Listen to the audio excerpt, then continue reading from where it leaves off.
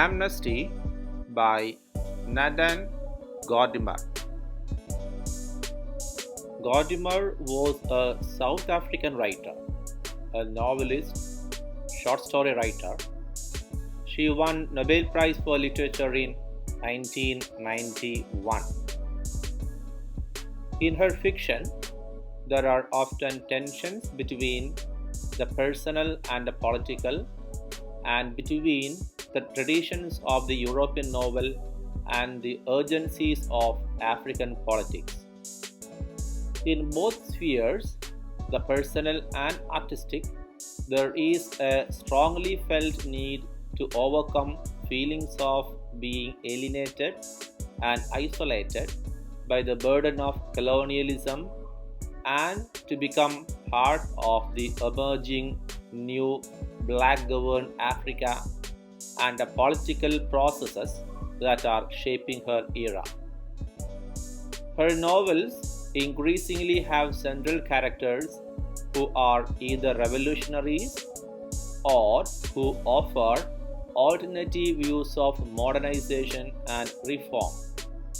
But despite Gordimer's desire to transcend the limitations of a white writer in Africa, her fiction still has its origins in the opposition between the personal and political, and between the art and concerns of the European novel and the need for political self realization through commitment.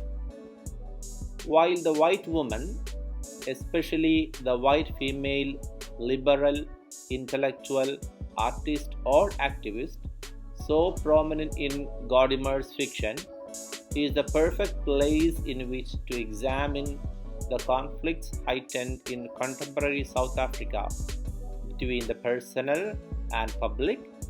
She also must be seen as embodying the author's conflicting desires.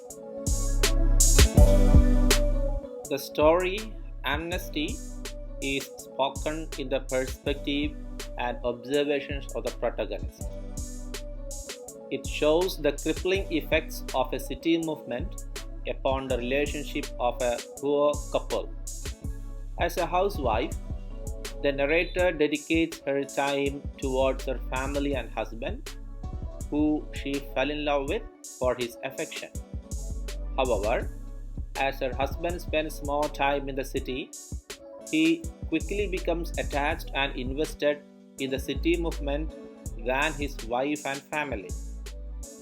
By choosing to commit to the movement, the husband's decision puts a strain on his marital relationship and father daughter relationship. At the beginning of the narrative, Nadine Gordimer introduces the narrator in a state of excitement for the return of her husband. The narrator speaks of her husband in a loving and caring manner, showing the reader her affection towards her husband. However, as the story progresses, the readers learn of her adoring patience towards her husband as he distances himself away from her for his cause. An example is the change in his behavior after his return from prison. The narrator notices they used to whisper a long time, but they no longer have late night conversations. His behavior also affects their communication, which is the most important aspect of marriage. After his return, the narrator often sends her husband worrying at night about things she doesn't know, and she does not want to worry him with talk. Even daily conversations with his wife no longer interest him. When the narrator tries to tell her husband of the years she spent waiting for him, he responds by smiling and nodding, asks a couple of questions, and then stands up and stretches, which she knows indicates it is enough. Not only does this change affect his marital relationship, it also affects his relationship with his daughter. At the city, he began to struggle for the cause of workers and civil rights. For this reason, he was put in prison. At that time, a baby daughter was born to him, and he gave the name Inkululeko. As a punishment for being part of the civil rights, he was sentenced 6 years on an island, Cape Town. While he was in prison, she tries to visit him there with her parents, but she was unable to get permission. After 5 years of imprisonment, he returns, but his daughter didn't recognize him using the photograph which was with her. The narrator finds herself distanced from him. Now she is carrying a second child. At the end, she thinks figuratively that she is still waiting for her fiancé's return, expecting a better life.